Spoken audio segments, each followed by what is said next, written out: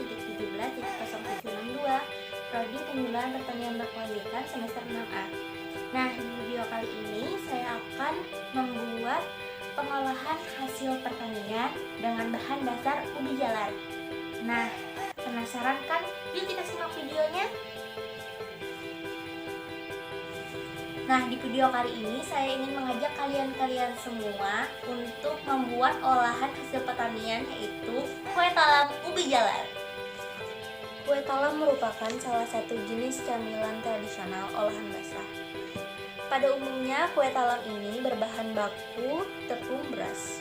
Ciri khas kue talam ini adalah empuk, harum, legit, dan juga perpaduan rasa antara gurih dan manis, yaitu gurih di layer atas dan manis di layer bawah. Itu sangat enak. Emang apa sih tujuannya saya membuat kue talam berbahan dasar ubi jalar? Nah, karena di daerah saya ubi jalar itu produksinya cukup tinggi, jadi itu jarang sekali loh ubi jalar itu digunakan sebagai bahan masakan dengan nilai jual yang tinggi.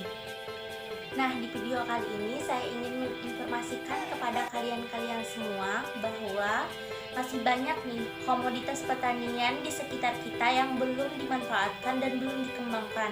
Untuk itu, kita sebagai petani milenial bisa mengembangkan komoditas pertanian tersebut dengan menambah nilai jual dari komoditas tersebut, seperti kita bisa membuat olahan maupun inovasi-inovasi terbaru di bidang pertanian. Nah, mengapa ubi jalar sih? Karena ubi jalar ini sebagai pengganti bahan baku kue talam yang biasanya kue talam itu berbahan baku tepung beras. Jadi ya untuk menghemat pengeluaran pembelian tepung beras ya, jadi kita ganti menggunakan ubi jalar. Oke, sedikit menginformasikan ya teman-teman untuk penjelasan titik kritis dan juga biaya pengeluaran dalam pembuatan kue talam akan saya jelaskan pada akhir video ya teman-teman. Untuk itu, daripada lama-lama menunggu, yuk kita simak proses pembuatan kue talamnya.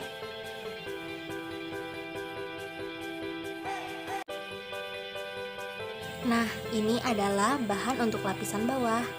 250 gram ubi jalar, 45 gram tepung beras, 75 gram tepung tapioka, 3 sendok makan gula pasir, setengah sendok teh garam, 250 ml santan encer, dan 1 sendok teh vanili. Nah, untuk lapisan putihnya kita siapkan 150 ml santan kental, 20 gram tepung tapioka, 35 gram tepung beras, dan setengah sendok teh garam.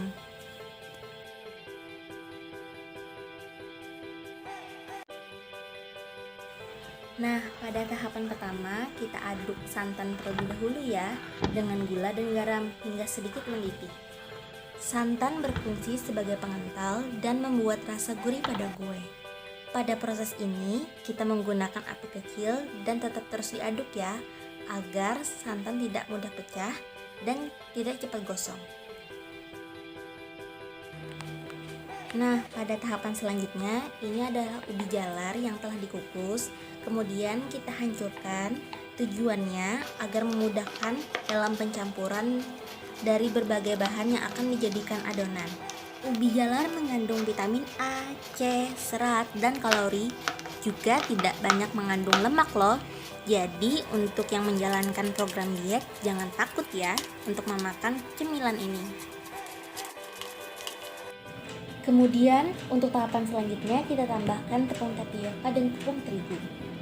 Tepung tapioka yang fungsinya dapat mengenyalkan adonan dan juga memiliki sifat yang mampu merekatkan bahan-bahan di adonan, sehingga membuat tekstur kue menjadi lembut dan lengket.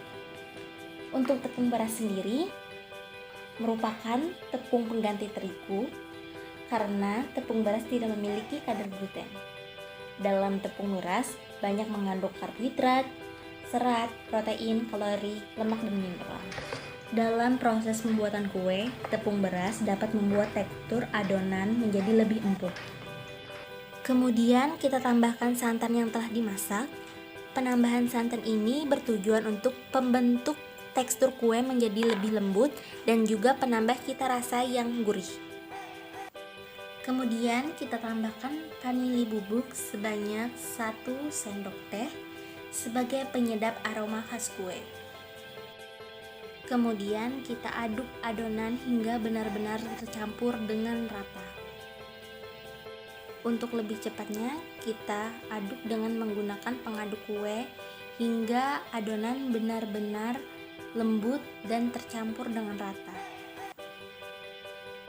Nah, agar hasil adonan tidak terlalu padat, kita tambahkan sedikit air.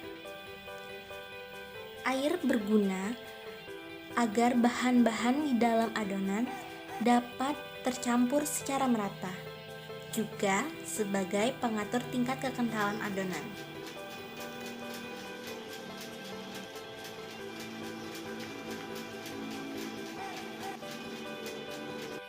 Kemudian, jika adonan sudah seperti ini, kita masukkan dalam cetakan kue. Cetakan kue ini sudah dilapisi dengan minyak goreng. Nah, mengapa cetakan adonan itu dikasih minyak goreng? Karena sifat minyak goreng itu sebagai pelumas.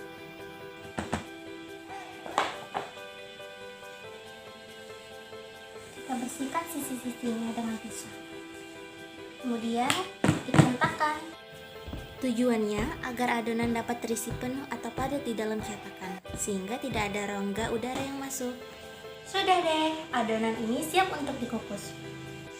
Kemudian adonan yang sudah kita masukkan ke dalam cetakan kita kukus selama 20 menit. Nah, sekarang kita membuat lapisan atasnya ya. Kita campurkan 35 gram tepung beras.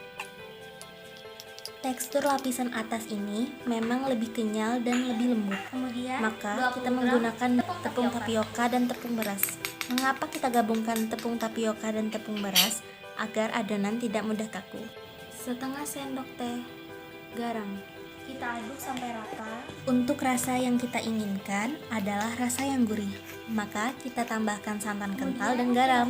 Karena santan mengandung lemak nabati dan aroma yang dihasilkan oleh santan mengandung senyawa nonil methyl keton yang jika dipanaskan akan menimbulkan bau yang enak. Selain menambah cita rasa, garam dapat mencegah pembentukan bakteri loh, dan juga sebagai penguat adonan. Jadi deh. Nah, setelah sekitar 20 menit kita masukkan adonan atasnya. Perlahan ya. Tujuannya agar adonan atas bisa terbentuk secara rata dan tidak merembes ke layer yang bawah. Kemudian kita tunggu deh sekitar 10 hingga 15 menit. Nah, pada proses ini nih yang penting, kita harus selalu mengecek adonan menggunakan lidi atau tusuk gigi. Tujuannya agar kita dapat mengetahui apakah adonan ini sudah matang apa belum. Jika adonan tidak melekat seperti ini, maka adonan sudah matang. Dan kuenya sudah masak seperti ini sekitar 30-35 menit. Kemudian adonan kita dinginkan dan kita potong sesuai selera.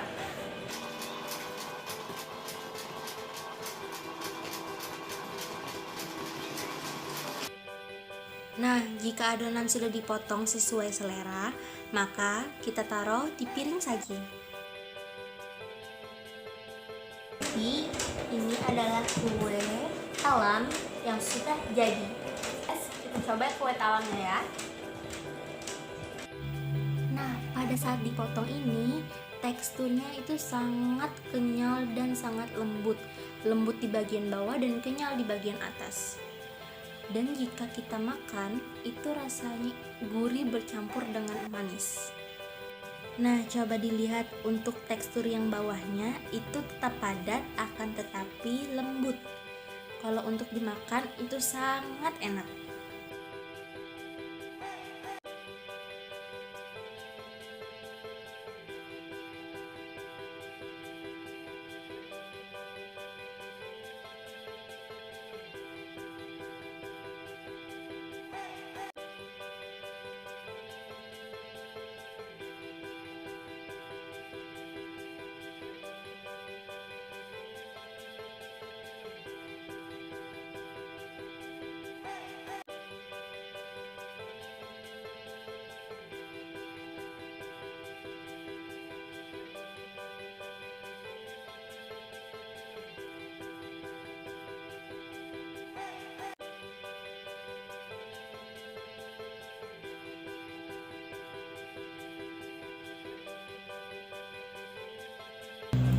Nah, demikian video yang dapat saya sampaikan kepada teman-teman semua. Semoga bermanfaat. Wassalamualaikum warahmatullahi wabarakatuh. Ditunggu ya video selanjutnya. Bye-bye.